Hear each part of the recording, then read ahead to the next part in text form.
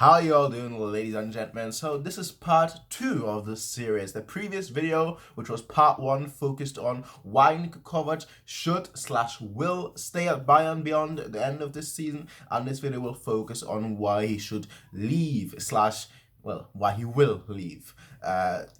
Will/should leave at the end of the season. Now, again, this is not very structured. I haven't written any notes down and be like, okay, I need to talk about these 5 points. We're just basically talking, and that's what exactly. It's basically the same as the first video. If you haven't watched the first video yet, go ahead and watch the first video. But in terms of this video, number one reason that I think that he should leave or will leave. And it's actually something that I talked about on the first video, and that is his rotation policy.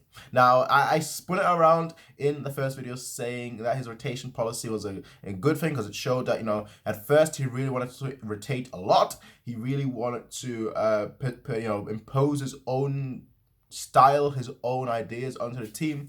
And rotate the players, give them all a little bit of time so he can see which players are best suited for him. And then once the media critics hit at him, he kind of was like, okay, you know what? I won't rotate at all. Now, I spun that around as a good thing that he wants to learn, but it's also a bad thing, all right? And the reason why it's a bad thing is because he is able to switch his ideas so much to such a big degree. At one hand, he was switching every single team member at every single game. Like, he had 6 changes this game, 6 changes this game, 5 changes this game, 5 changes this game, and like every week there was a new starting 11 out. And then the critics hit at him, we lost a few games, we drew a few games, and then he was like, okay, I am not switching a single player ever again. We're playing with this 11, and we're not switching that 11 no matter what. And that could be seen as a very, very dangerous thing. Having a coach that is not really confident in his own ideas, he's not really confident in his own, with his own teammates, with his not teammates because he's not playing with them, but in his own team, and he's able to be influenced that easily by just a little bit of media pressure. That could be seen as a very, very bad thing. Perhaps it is a very, very bad thing because a lot of players want to leave. There's a lot of players that have hit out against the coach and been like, him not playing. I don't understand why, and that will lead into the second point, which is that younger players are having a very, very hard time getting into the squad, which is very, very bad in my opinion, considering we're now trying to do we're in that transition period. So young players, you may say they're not good enough, you may say whatnot, but just in terms of young players will need time in my opinion. If they're not given time, then they're not gonna really establish themselves in the squad. They're not really gonna get any better. You can't really analyze them. Young players that have not really got into the team, besides maybe the last 20 minutes or so, Renato Sanchez, who used to have like multiple starts before November, now hasn't had a single start since November. Even against the lower league sides and whatnot. So, that's one thing. Renato Sanchez, and he's also obviously come out and said that, I'm thinking about leaving. Then you have someone like Rafinha. He's not exactly a younger player, but this is his final season at Bayern. Certainly a very, very capable right back / left back, more so right back than left back, but he's still very, very capable regardless. And the fact is that, when he even comes out and says, it's my final season, I have no idea why the coach isn't playing me. You put in the work, you put in the work each week in training, and you still don't get played. That's a bad sign in my opinion. If a player says that about a coach, yes, especially a player that's leaving, because that will mean that they don't really have to hold back because they're leaving regardless, so they can say whatever they want. So what they're saying holds more weight in my opinion than somebody who is still under contract who doesn't want to say anything bad about a coach. Obviously you have I don't know whether you could count Davies just yet. I think he's still very, very new, still adapting. He's still not fully fit and whatnot. So maybe not him. And he's a bit injured as well. So maybe that's the case. I don't know. If you don't want to include them, then you've obviously got other players from the academy, especially. There's a lot of young players that, while they've got like some, maybe not stats, but while they've got a lot of good performances whenever they were subbed in, they haven't really been trusted to move more than 5 to 10 minutes, which is a bit of a shame. You could say that about a lot of players, that if a coach doesn't really trust other players to start a game, then you're not really going to integrate the young players, and especially considering that we're going after so many young players. Last winter all we were linked with was Hudson-Odoi, and then we've been linked with Pepe, So a lot of young players, and if your coach doesn't trust these young players, then you're in trouble. Now another point is that you could argue, and I'm not gonna go into every single player, but you could argue that he hasn't improved the players to a significant degree. You could argue that. And I know people will bring up someone along the lines of Gnabry, who has done excellent, amazing this season. But then again, you could also look at players that haven't really performed at their best, or haven't really improved, I should say. So players, for example, players such as Thiago, while still very, very good, haven't improved. Players such as Kimmich, while still very, very good, haven't improved. I think if you want to talk about players that have improved, I think you can really talk about two players. Those being Gnabry, and to a degree, I don't want to say outright, but to a degree, Alaba. Because obviously Alaba has been in a downward spiral for like 3 years now. Last season he was slowly getting back on track to finally getting back to his normal performance level that we know he can do. And this season he's keeping up that performance level. So you could say perhaps Alaba, but I would say Alaba has been on a trend upwards regardless. Even last season when Kovac wasn't here. So you could really argue the case that Kovac really hasn't improved a single player, or hasn't really improved the squad. It's a tricky argument because I know people will say, well, he's improved X, Y, and Z, and other people will say, well, he X, Y, and Z has gotten worse. I personally think the only person that you can really make an argument for is Gnabry, and besides that, not really anyone. That's my personal opinion here. But again, it's an argument that could be made. Now, another point obviously could be, the fact that sometimes we're way, way too timid, right?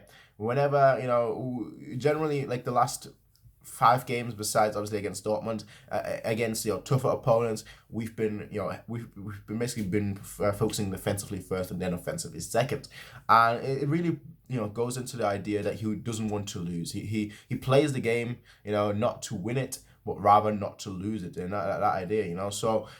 That's certainly the case, with obviously the exception being the Dortmund game. If you look at the Leipzig game, we were very, very stagnant. We didn't really play at all, but we hit them on the counter and won.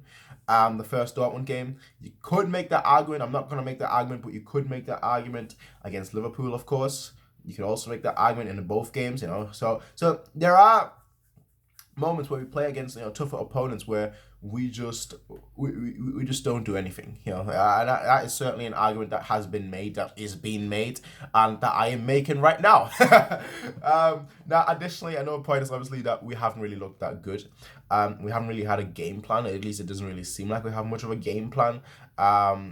We're not really adjusting at all, in terms of when we need to in a game, when it's not going for us, we're not really adjusting as well. So, these kind of all work together, lack of results. Results is one of those things where it goes well, and then like we do really well for like a few weeks or so, and then we do quite bad. I want to say quite bad, but we do poorly. Let's say that, right? We do poorly, and then we do really well again. So we're not really at a streak where for maybe 2-3 months we can just really just keep going. That hasn't really happened so far. So far, it's been like a roller coaster pretty much. It's been like that. So it's one of those things where I definitely wish that we would be performing more consistently at a higher level. But I guess that's what you get. Now, with all these things in mind, where do I stand with Kovac? I think it would be a good thing for me to actually talk about Kovac. My personal opinion, where I stand with him.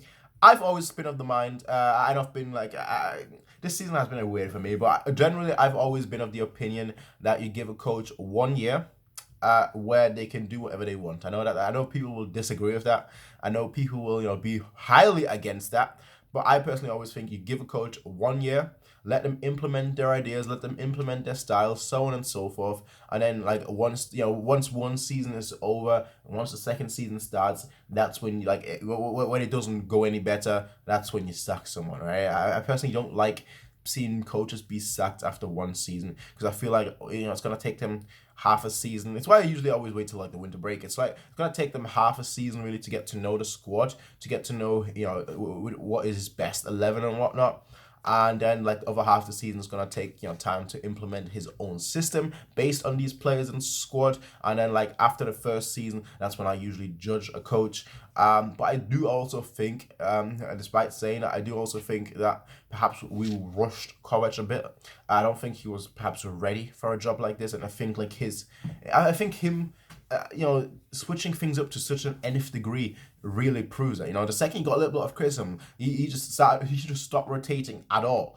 And I don't think a coach should be. I think a coach should trust himself a lot more.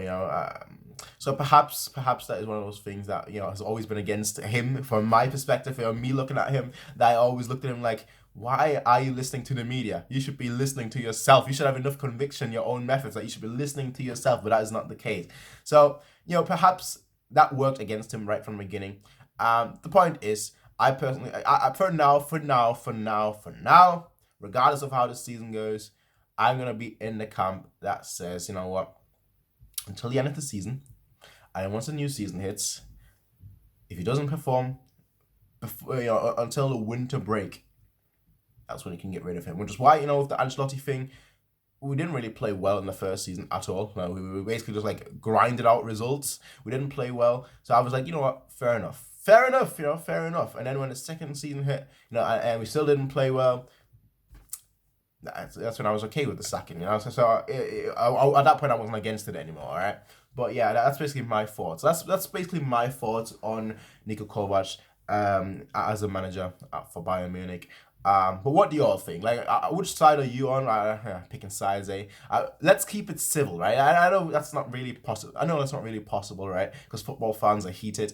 Football fans, one half's like, we want him sacked. The other half's like, no man, he's great, man. And so let's just try and keep it a little bit civil, all right, folks? Just a little bit civil, I don't mind discussions, whatnot. I don't mind people going at it and whatnot. But let's keep it civil, all right? That's all there is for me, though, ladies and gentlemen. That was my part 2 of the Why Niko Kovac series, and I will see you all next time. And until then, everyone, peace out and have a nice day. I was actually gonna make this video upload this video before the Dortmund game. Things didn't really happen. I'm gonna upload it now, and it's gonna be, whenever that's up, you'll see when it's up. So anyway, folks, I will see you all next time. Until then, everyone, peace out and have a nice day.